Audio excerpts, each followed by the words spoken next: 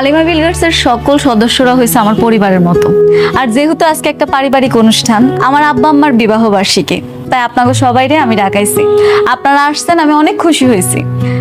আপনাদের কাছে সত্যি কথা লুকামো না, জন্মের পর থেকে কখনো দেখি নাই আব্বা আম্মা বিবাহ বার্ষিকী পালন করছে।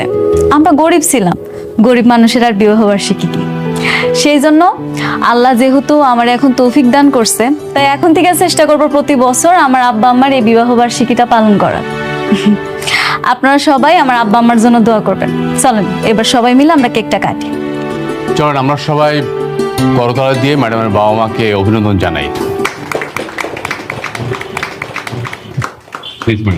আব্বা, আম্মা, হ্যাপি অ্যানিভার্সারি, হ্যাপি অ্যানিভার্সারি।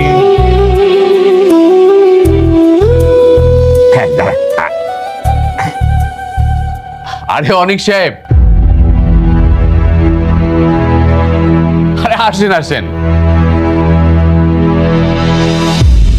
আমাদের সাথে জয়েন করেন। আজকে আমার ম্যাডামের বাবা মায়ের বিবাহ বার্ষিকী। Happy anniversary. Thank you. Manager uncle, madam, আপনারা তো আমি কইছিলাম এটা একটা পারিবারিক অনুষ্ঠান। শালিমা বিলগার্সের প্রত্যেকটা সদস্য আমার পরিবার। আমার আব্বা আম্মার এত বড় একটা দিনে আপনি বাইরের মানুষে কেমনে আমন্ত্রণ করলেন, একটা বড় জিজ্ঞেসও করলেন না? ম্যাডাম, আজকের দিনটা আমরা রাগারাগি না করি, আর আজকের আনন্দের দিনে আমরা ওই বিষয়টা নিয়ে আলোচনা না করি, সেটাই বোধহয় ভালো হয়। আমি তোমার পরিবার না, তাই না? অথচ একটা সময় ছিল যখন আমিই ছিলাম তোমার সবচেয়ে আপন মানুষ। তুমি সবার সামনে আমাকে অপমান করলে বাইরের মানুষ বলে, আর আমি তোমার জন্য যত্ন করে নিজে হাতে রান্না করে নিয়ে এসেছি তোমার পছন্দের খাবার, ডিম ভোনা, তোমাকে আমার পরিবার মনে করে। আর তুমি সবার সামনে বললে আমি তোমার পরিবার না। আমি জানি আমি ভুল করেছি, সেটার মাসুল তো আমি দিচ্ছি। তোমার পিছে পিছে আসতেছি, আমি এতটাই খারাপ হয়ে গেছি, আমাকে ক্ষমা করা যাচ্ছে না। মেঘলা, আমি কখনোই তোমার কাছে এটা আশা করিনি। বাবা, তুমি কিছু মনে করো না, মারে রাগারাগি করিস না।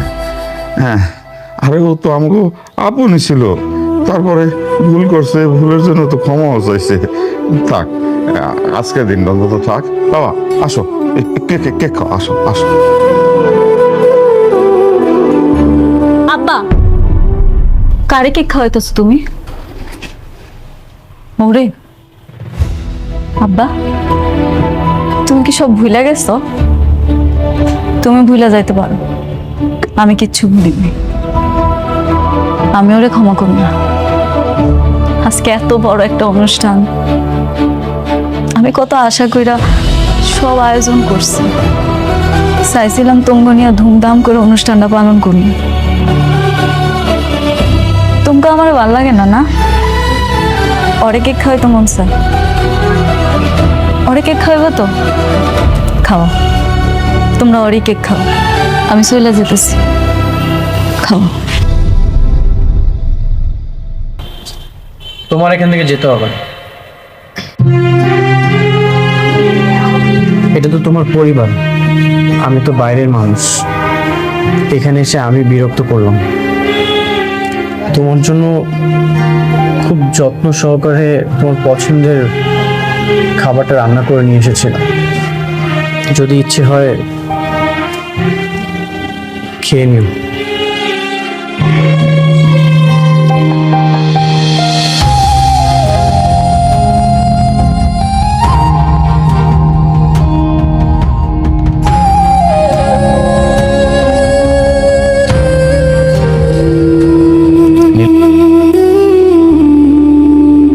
তুমি ওরে এই জায়গা থেকে যাইতে কও, নাহলে তুমি আমার মরা মুখটা দেখবা। আমি ওর সাথে আর কোনো কথা বলতে চাইতেছি না। তুমি আরে সুন্দর করে বুঝে বিদায় করে দাও। তুমি আমার স্পর্শ করার অধিকার ওই দিনই হারাইছো যেদিন আমার সন্তানের তুমি অস্বীকার করছো।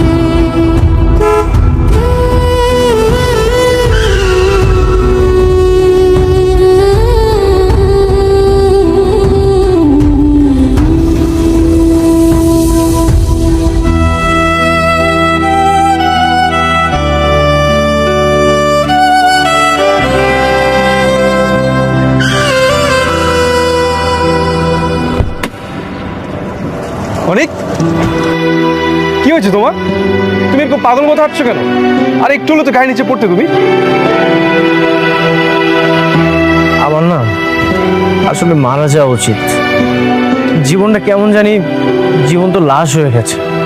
এর চেয়ে তো রাস্তার মাঝপথে শেষ হয়ে যাওয়াই ভালো। বেঁচে থাকার এই আজাব থেকে অন্তত তো মুক্তি পেতাম। অনেক তুমি এসব কি বলছো? হ্যাঁ, তুমি একটা ছেলে মানুষ, তুমি এভাবে ভেঙে পড়লে হবে? হ্যাঁ হ্যাঁ, তুমি একটা ভুল করছো। তুমি মেঘলার কাছে কি মাপ চেয়ে নাও, তাহলে তো সে তোমাকে মাফ করে দেয়। মাফ মাফ করে দিলেই কি আর আমাদের সন্তান ফিরে আসবে? ফিরে আসবেন? মেঘলার চোখে ঘৃণা মুছে যাবে? মেঘলা এখন আর আমাকে মানুষ মনে করে না, ও এখন যেটা মনে করে জন্তু জানো। ও যখন আমাকে দেখে তখন আমাদের সন্তানের কথা ওর মনে পড়ে। অনেক আমি তোমার ব্যাপারটা বুঝতে পারছি, কিন্তু তোমার কি এখনো বিশ্বাস হয় না যে মেঘলা তোমাকে ভালোবাসে? অনেক আমি বলছি মেঘলা সত্যি তোমাকে অনেক ভালোবাসে, সত্যি। ভালোবাসা কি আর আছে? এখন যেটা আছে সেটা অভিমান আর অভিযোগ। আমি যখন মেঘলার সামনে যাই ও আমাকে আমাদের সন্তানের খুনি মনে করে। এমন একটা জায়গায় কখনো কি প্রেম ফিরে আসে? অনেক তাই বলে তুমি এভাবে বস্তিতে পড়ে থাকবে? হ্যাঁ, এটা কি কোনো সমাধান হতে পারে? আর তুমি নিজের কি একটা অবস্থা করে ফেলছো? হ্যাঁ বলো। সমাধান তো এখন আর আমার হাতে নেই। আমার জীবনের সকল চাবিকাঠি, সব কিছু রাতুল চুরি করে নিয়ে নিয়েছে। এখন আর কিছুই নেই আমার। এখন শুধু অপরাধের ভারটাই বয়ে বেড়াচ্ছি। জানো সাব্বির, আমি যখন আয়নার দিকে তাকাই তখন না আমি আমাকে চিনতে পারি না। বারবার শুধু মনে হয় অনেক অনেক আগেই মারা গেছে। এখন শুধু জীবনটা লাস্টটা বয়ে বেড়াচ্ছি। দেখো অনেক, এসব পাগলামি ছাড়ো, চলো আমার সাথে চলো, আমি তোমাকে দিয়ে আসি, চলো। না, আমি একা থাকতে চাই। আমার নিজের সাথে নিজের লড়াইটা এখনো শেষ হয়নি। তুমি যাও।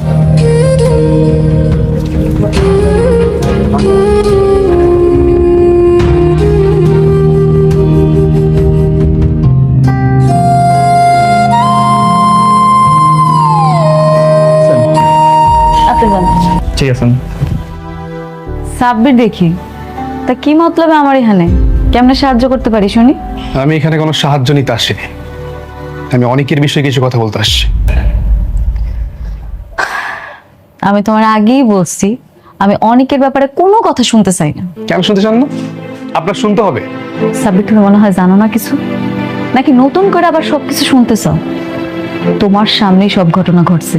তুমি কি জানো না দিনের পর দিন অনেক আমার অপমান করছে, আমার সন্তানটারে স্বীকৃতি দেয় নাই। আমার সন্তানটা মৃত্যুর পিছনে শুধুমাত্র ওই দেয়, আমার জীবনটা ছারখার করে ফেলাইছে। তারপর আবার জিজ্ঞেস করতেছো কেন ওর কথা শুনতে চাই না আমি? হ্যাঁ আমি জানি, আমি সব কিছুই জানি, কিন্তু আপনি একটা বার চিন্তা করেন তো, একটু অনেকের জায়গায় এসে চিন্তা করেন না। একটা ছেলে যখন ডাক্তারের কাছে গিয়ে ডিএনএ টেস্ট করে দেখবে তার স্ত্রীর যে সন্তান সেটা তার না, তখন তার মানসিক অবস্থাটা কেমন হতে পারে একটু চিন্তা করে দেখেন না। পৃথিবীর কোন ছেলেটা তার ওয়াইফকে অস্বীকার করবে না? এই যে আমি হলে কি করতাম? আমি অস্বীকার করতাম না? না, অস্বীকার করতা না। কেন করতাম না জানো? কারণ তুমি বিশ্বাস করতা। অনেকের বিশ্বাস করানোর দরকার আছিল যে আমি অনেকের পাগলের মতো ভালোবাসি। আমি এত খারাপ মাইয়া না যে অনেকের ছাড়া অন্য কোথাও যাবো। অবিশ্বাস। আর অনেকে আপনাকে অনেক বিশ্বাস করতো, কিন্তু ঝামেলাটা তো করছে ওই রাতুল। রাতুল যদি টাকা দিয়ে রিপোর্ট চেঞ্জ না করতো তাহলে আপনাদের দুজনের এই পরিণতি হতো না। আরে রাতুল রিপোর্ট চেঞ্জ করে ফেলাইছে, এই জন্য সবকিছু হয়েছে। কেন অনেক পারতো না? দুনিয়াতে কি সব ডাক্তার মরে গেছে? অনেক পারতো না অন্য জায়গায় টেস্ট করাইতে? করায় নাই। অনেক আমারে অবিশ্বাস করছে। আপনি সে বারবার একই বিষয় নিয়ে তর্ক করছেন। শুনুন, আমি আপনাকে একটা কথা বলি, আপনাদের সন্তানের মৃত্যুর জন্য আপনি আর অনেক দুজনই দায়ী। মানে আপনি সাবধান হননি। আপনার গর্ভের সন্তান ছিল, আপনার উচিত ছিল তখন আপনার এই বাড়িতে চলে আসা, কিন্তু আপনি আসেননি। আপনি অবহেলা করছেন। আপনার এই অবহেলার কারণে আপনার সন্তান রাস্তায় অ্যাম্বুলেন্স হয়ে মারা গেছে। আসলে অনেকে আপনাকে অনেক ভালোবাসে বলে সেই বস্তিতে গিয়ে পড়ে আছে। আরে বৃষ্টি তাকে বারবার নেওয়ার জন্য চেষ্টা করছে, কিন্তু সে যাচ্ছে না। কেন যাচ্ছে না? আপনার জন্য। আর সেই আপনি তাকে বারবার দূরে ঠেলে দিচ্ছেন। কেন? আমি কি নিষেধ করছি? না, আমি এখন পথের কাটা হইয়া দাঁড়াইছি। অনেক কেন জানা বৃষ্টির কাছে যা, আমি তো বাধা দিতেছি না। আর অনেক যদি যেত তাহলে সে অনেক আগে চলে যেত, কারণ সে আপনাকে ভালোবাসে। ও, আপনাকে তো বলা হয়নি, আজকে আমি অনেকে যে অবস্থা দেখছি, আমার মনে হয় না বেচারা আর বেশি দিন বাঁচবে। কি? কেন? অনেকের আবার কি হয়েছে? অনেক রাস্তায় পাগলের মতো হাঁটছে, তার চোখ দিয়ে পানি পড়ছে। আমার এত যে মায়া লাগলো, আমার তো বন্ধু, তাই না? বেচারা আপনার জন্য তার নিজের জীবনটাই হারাতে বসছে। মারে অনেকটা তুই মাফ করে দে। মারে একটু চিন্তা করে দেখ, জানি অনেক ভুল করছে, কিন্তু আমরাও তো ভুল করছি, তাই না?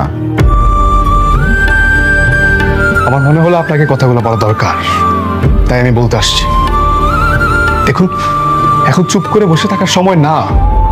এসব রাগ অভিমান সবকিছু ভুলে কাছে যাওয়ার সময়। দেখুন, বাকিটা আপনার ইচ্ছে।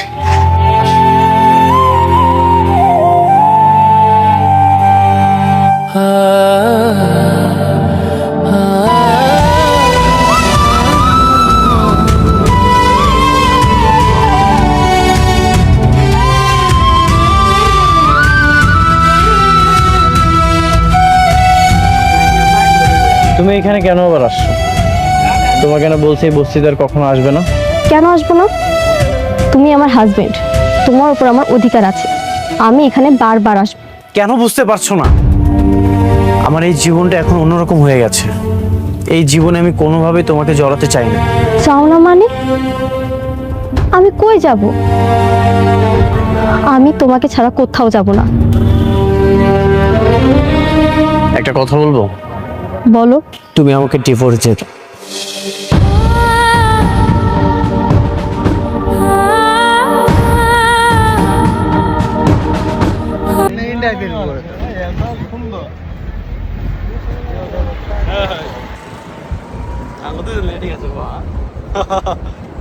আমরা এখন মেরিন ড্রাইভে আছি।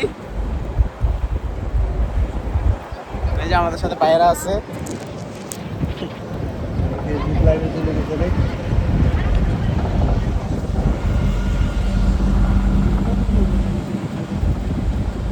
নাম কি? চাঁদের গাড়ি। চাঁদের গাড়ি সব চাঁদের গাড়ি।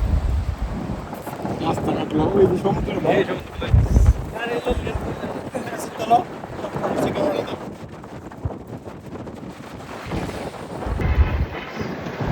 বিশাল পাহাড়। হ্যালো, এই যে একদিকে পাহাড়, এই যে অন্যদিকে কক্সবাজার সমুদ্র সৈকত। এই যে অস্থির একটা মুভমেন্ট। ও ওরে ভাই, ভয় করে দেবো, ভয় করে দেবো।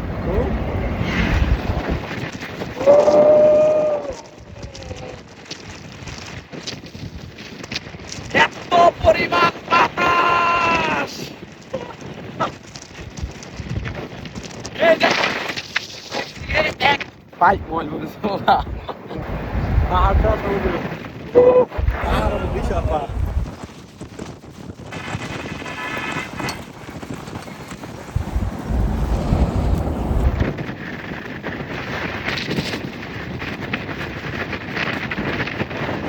চাঁদের গাড়ি দিয়ে আছি, একদিকে পাহাড়